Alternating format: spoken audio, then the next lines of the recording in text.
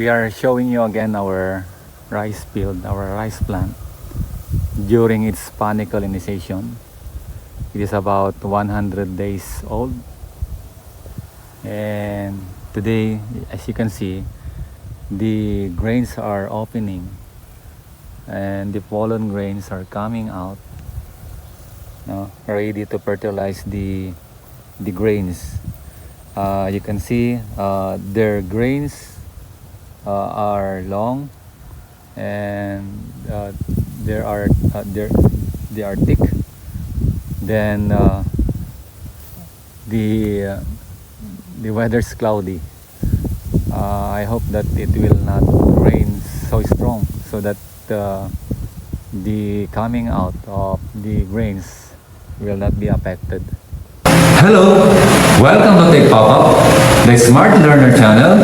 We educate intelligent farmers and provide effective solutions to your problems. Gumagamit po ba kayo ng maraming inorganic fertilizer? Acidic din po ba ang inyong lupain? Mabagal bang lumaki ang inyong mga halaman? Panahon na po para pagandahin at pababain yung paggamit ng inorganic fertilizer. Kayo po na nag-organic, pwede po ninyong gamitin ito. Kayo po na natatakot sa mga insecticide, natatakot sa mga iba't iba pang mga chemical na inilalagay sa halaman, pwede po sa inyo ito. Tayo po ay gumagamit ng probiotics o itong lactobacillus lactic acid. Ito po ay nagpapaganda o binabalik niya yung ganda ng lupa.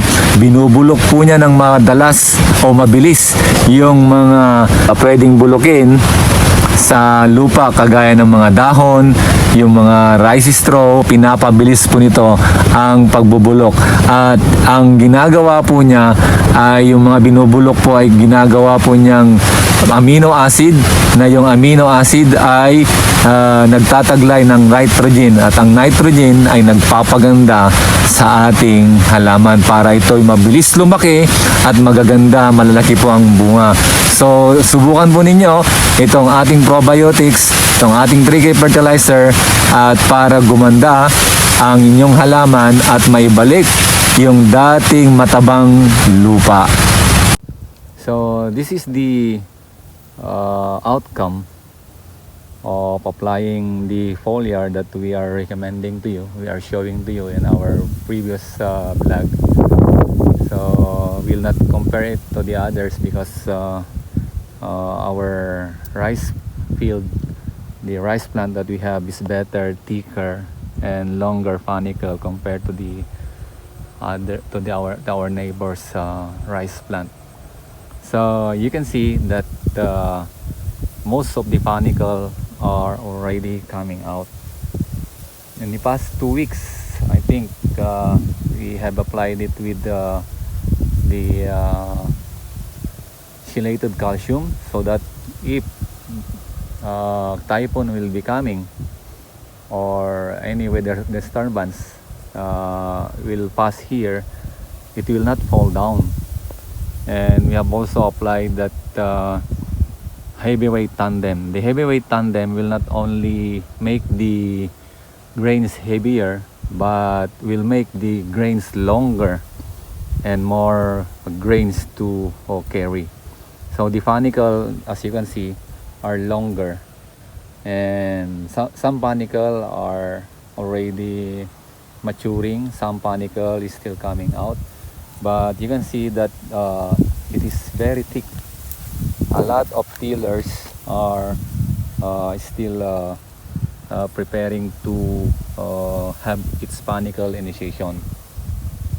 So if you want to know what we have applied here, you can watch our previous video regarding on how we have applied those those 3K fertilizer during the first week or first 2 weeks after transplanting this rice plant.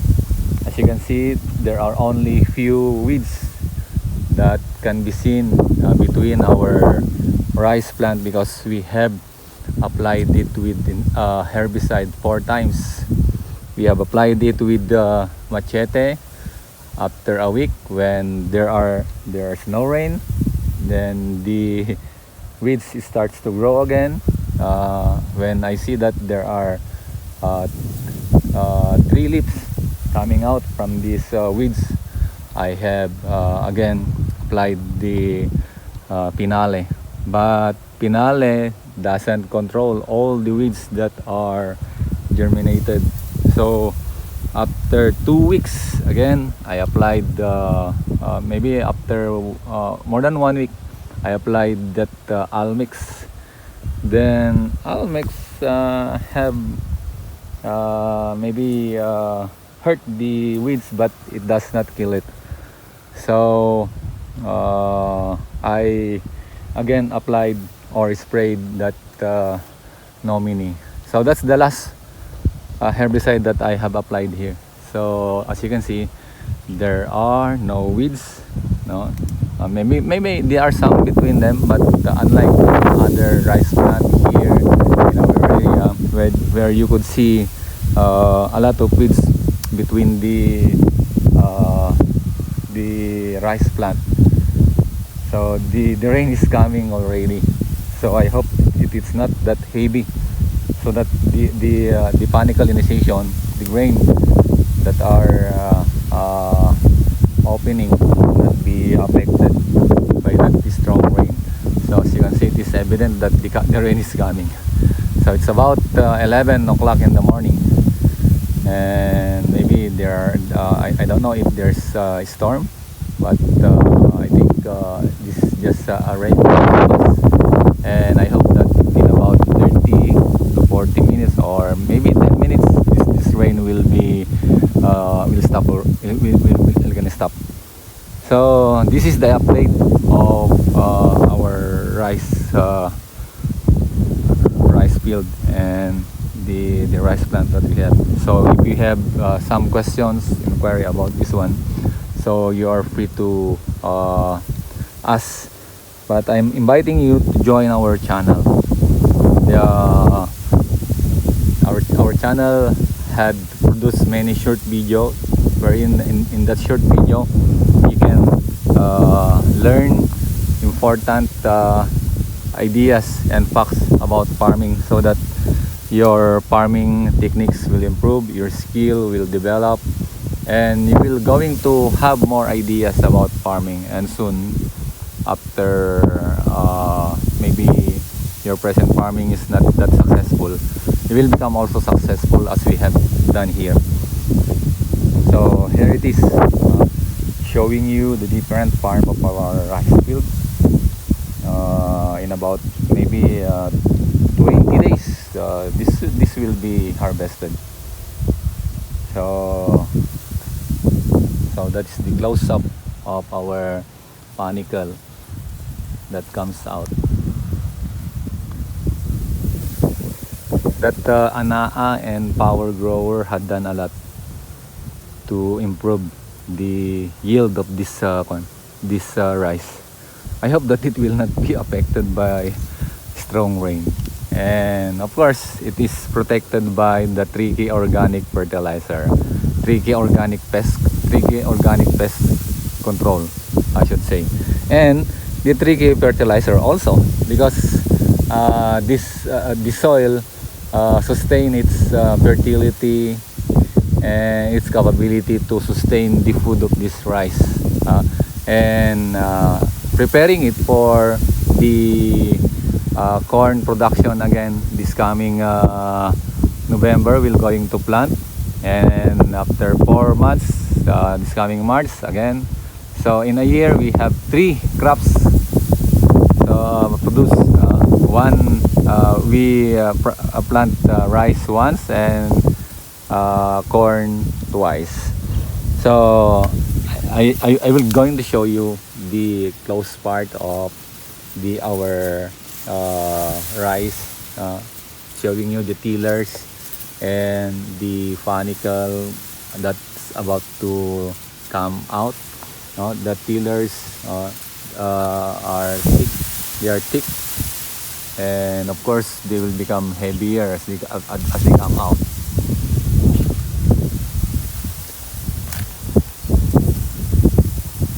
we'll be sharing you some ideas on how to sustain this one. Watch out for our video, be updated, keep on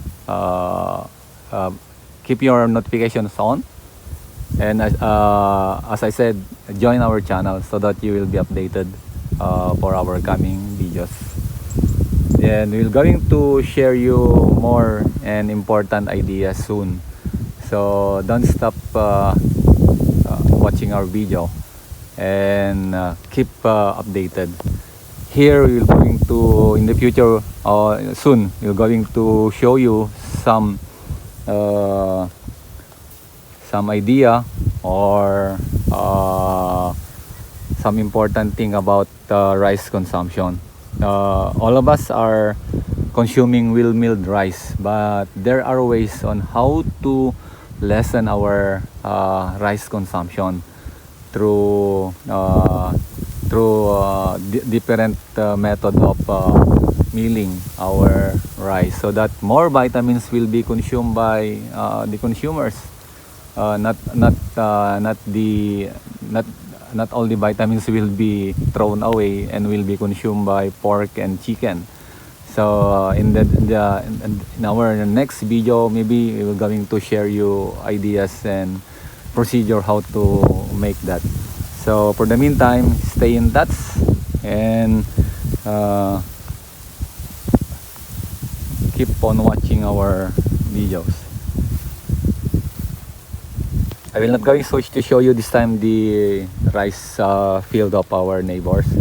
I'm going to show you mine only, so that you're going to see what is happening here. You're going to see if there are good outcome on the foliar that we are recommending and using. And as you can see, there are a lot of improvement here now. Hopefully, if the grains will not be affected, I can see that maybe this less than it's about 6,000 square meter rice field. Let us see if we can harvest here 60 cabans also or more. So the evidence are showing that we will going to harvest more. So the things that we are recommending here are already proven or already tried and tested. So it's up to you to decide whether you follow, you try, or just watching. When I was just like you, maybe earning knowledge, looking for some assistance, looking for some ideas, I had tried a lot.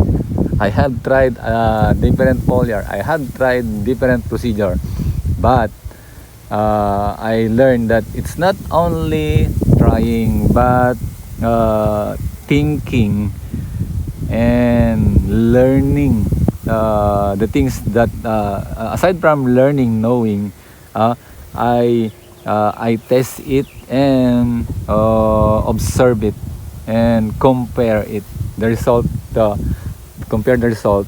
Then I have come to an idea that it's not only just applying it, but we need to apply it in timing. We need to learn how to apply them. Just what my helper had done to this. He just keep on spraying, but I have seen and observed that the process of spraying, applying those foliar is not correct. So I talked to him and showed him how is the proper way of applying and using those foliar fertilizer that I am recommending and using. And little by little, he learned, and I hope that when the time goes on, as we go together, be my helper, he will learn more, and our production will become better. So you also try to learn more. Don't let the failure put you down. No, let your failure move you up. And don't give up. It's not the money will keep on coming. The knowledge are there. What you're going to do is acquire them. Let us see if you can follow and make it happen with yourself. So keep on trying, keep on doing. Later on, you will have the result that you want to have.